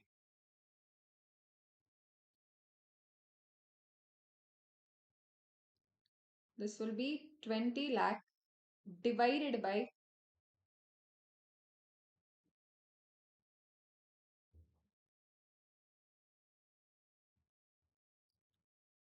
this will be 20 lakh. In this 6 lakh is getting converted into equity shares. Remaining is 14 lakh at 5% premium. That is how we are getting 70,000. Clear with this? So this was the due entry. Next entry, we are providing share capital for 30% of the shareholders. So what will be the entry? Remember, the debenture equity shares are issued at premium. 20 rupees were the price per share. That is 10 rupees nominal value, means 10 rupees is your premium. So what will be the entry? Debenture holders account debit to equity share capital to securities premium. So debenture holders to equity share capital to securities premium. We know the number of shares, 30,000 shares at 10 each, both for premium as well as capital. So that goes to debenture holders. Understood? Next. So this debenture holders are being paid with respect to the money. So the entry will be debenture holders account debit to bank, including premium on redemption. 14 lakh was remaining debentures plus 70,000. Clear with this? Now this we have to allocate the sources. The question is also clearly writing that debenture redemption reserve is sold at par value. So here you can also note this entries at the last as well. Here they are writing off the premium on redemption to profit and loss. This is the closing entry, 70,000. So see here, debenture redemption reserve will need to be created. So this debenture redemption reserve, after providing for debenture holders redemption, we will transfer it to general reserve. How much was required? Only 14 lakh worth was remaining to redeem. So that amount was created from debenture redemption reserve. We are transferring it back to general reserve. Bank account debit to debenture redemption reserve investment account. Now, debenture redemption reserve investment, if you observe in our calculation, was 3 lakh. Now, as per the calculation here, debenture redemption reserve investment was supposed to be 3 lakh. Yes, but this 3 lakh is for how many percentage of debenture holders? Because 30% is getting equity shares. So this is only for remaining 70%. So 3 lakh into 70% will be 2 lakh 10. That is how we are getting 2 lakh 10. I hope all of you understood this.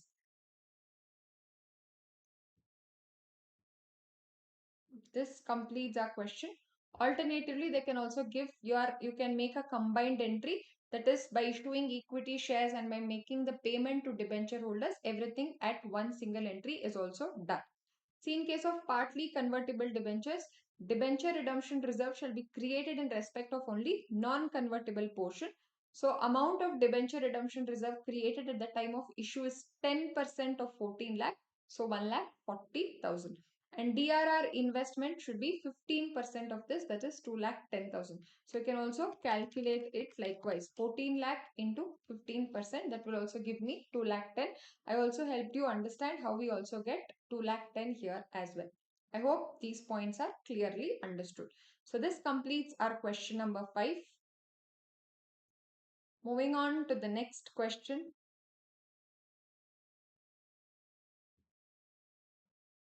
Question 6.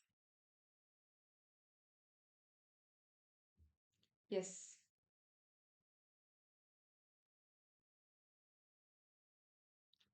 Arpit Limited, with an authorized capital of rupees 20 lakh divided into equity shares of 10 each on 1st June 23, invited applications for issuing 3 lakh equity shares at a premium of rupees 5 per share. The amount was payable as follows. Application 2 rupees per share. Allotment on 1st July 7 rupees including premium. Premium was rupees 5 per share. So this will be 2 plus 5. Then on first call 3 per share. Final call 3 per share. They have given the respective dates. All the shares were applied for and allotted. So there is no over or under subscription. Mr. Naresh, who held 20,000 shares, paid the whole of the amount due on calls along with allotment money. So there were 2 calls. He is paying all of the amount due on calls with allotment money itself. The final call was fully paid except a shareholder having 5,000 shares who paid his due amount on 1st March. He is paying, but the actual due was 1st Jan. That is after 2 months along with interest on calls in arrears at 10% per annum. Company also paid 12% as calls in advance to Mr. Naresh on 1st Jan. See, 1st July is the allotment date. He's paying both the calls money on that date itself.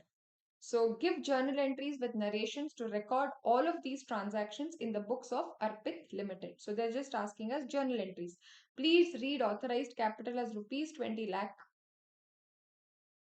So here they have mentioned about this. So the question is simpler. Let's understand the entries carefully. So first, we are receiving the application money. So what will be the entry? Bank account debit to equity share application. Number of applications is 3 lakh into 2 rupees. So bank account debit to equity share application 3 lakh into 2. Now this will be transferred to share capital. Equity share application account debit to share capital will be the next entry. 6 lakh, 6 lakh. Be careful with the dates. Application money will be transferred to share capital when the allotment gets confirmed. So your date here will be on 1st of July. 1st July 23. Next, making allotment money due. So what will be the entry? There is premium included here. On 1st July 2023, equity share allotment account debit to share capital to securities premium. So what is the number of shares? 3 lakh shares into the allotment here 3 lakh into 7 rupees. Equity share capital at 2 rupees. 3 lakh into 2 and securities premium at 5 rupees. This was on 1st July. Next, 1st July, we are also receiving the allotment money. Bank account debit to equity share allotment. Now understand one thing. Naresh, who's holding 20,000 shares, paid whole of the amount due on calls with allotment money itself. So there will be calls in advance. As in when the company receives for that day, it will be in the nature of liability. So we will credit calls in advance. So the entry for this will be bank account debit to equity share allotment to calls in advance. So 20,000 call money together put in will be 6 rupees. 20,000 into 6 will be calls in advance. So this will be your complete entry. Bank account debit, equity share allotment to calls in advance. Clear with this all of you? Next, we are making the first call money due. First call is happening on 1st November. What is the due entry? Equity share first call account debit to share capital. 3 lakh into 3 rupees. Then we are receiving the call money. Now Naresh had already paid it in advance. So the entry will be bank account debit, calls in advance account debit to equity share first call. Observe this, bank account debit, calls in advance to equity share first call. So on first call, what was the amount due received in advance? 20,000 into 3 rupees. So this will be 60,000. I hope you are all understanding the structured entry carefully here. Next, on 1st Jan, we are making the final call due. What is the due entry? Equity share final call account debit to equity share capital. 3 lakh into 3 rupees. This will be your due entry. Next, there was one shareholder having 5,000 shares who didn't pay the final call money. So what will be the entry? Naresh had already paid in advance. Observe the combined entry carefully. Bank account debit, calls in arrears for the person who's holding 5,000 shares not paying 5,000 into 3 rupees. Calls in advance. Now we had already got the amount. Now we are cancelling the liability. This is the calls in advance. 20,000 shares at 3 rupees. 5,000 shares at 3 rupees. The balance goes to bank to equity share final call account. Clear with this? Now reading further. The final call was duly paid having 5,000 shares who paid his due amount on 1st March after 2 months along with interest on calls in arrears. So first we will have to make the interest due. So interest on calls in advance and interest on calls in arrears both is there. Interest on calls in advance from the company's point of view, it is an expense. So what will be the due entry? Interest on calls in advance account debit to shareholders. So this is happening on 1st Jan. So we will first make the due entry. Interest on calls in advance account debit to shareholders. How are we getting this value? Let's understand this with a working note. See, first call money was from 1st July. From 1st July 23 to 1st November 23. So how many months? July, August, September, October. So this was for 4 months. 60,000, that is 20,000 into 3 rupees on first call into 12% for 4 months. Then the second final call is happening on 1st Jan. That is from 1st July till December. July, August, September, October, November, December. So how many months? 6 months. So interest for this will be 3,600. Both put together will be 6,000. That is what is taken here. So once we made it due, then we make the payment. The payment entry will be shareholders account debit to bank 6,000. Clear with this? Later, we'll be making calls in arrears due. So interest on calls in arrears is an income to the company who should pay shareholder. So what is the due entry? Shareholders account debit to interest on calls in arrears. He didn't pay only the last call. How many shares held? 5,000. So how do we calculate the interest? 5,000 shares at 3 rupees into 10% for how many months? 2 months. 2 by 12. So this will be 250 rupees. For this also there is a working note given. You also better make it. Last will be he is paying the due amount. So what will be the entry? Remember earlier when we received the final call money, we had transferred the amount to calls in arrears. Now we need to cancel that. Bank account debit to calls in arrears for which we are receiving the call money, then to shareholders with respect to the interest. Complete entries were pretty simple, guys. Just go through the relevant practice entries and do a good set of practice, especially with respect to interest on calls in arrears and calls in advance, because there most of the students miss to pass the due entry. So first we have to make the due entry and then the payment or receipt entry. Clear with this? Yes. So this completes our first part of question number 6. Then last we have a theory question. What are the advantages of double entry system? Again, a simple straightforward theory question. What could be the advantages of double entry? You can write down the points like it gives us the accuracy in maintaining the proper books of accounts. Then it helps in comparison, obtaining complete financial information. And these are some advantages what you can refer. So just look at the answer given here as per the institute. See, according to the double entry, every transaction has twofold aspects, debit and credit. Both the aspects have to be recorded in the books of accounts. This is just a simpler explanation.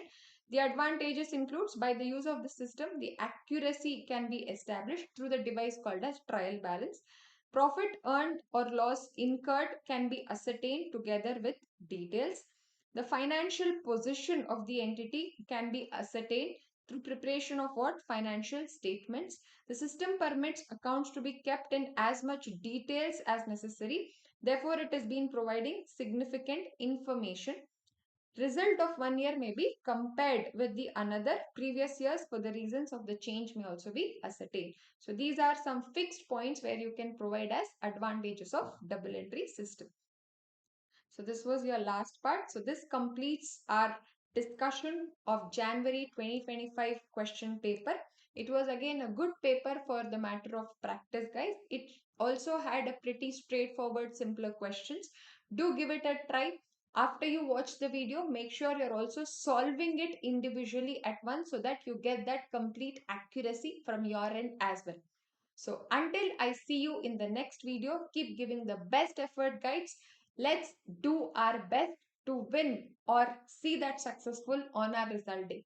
All the very best to all of you. Take care.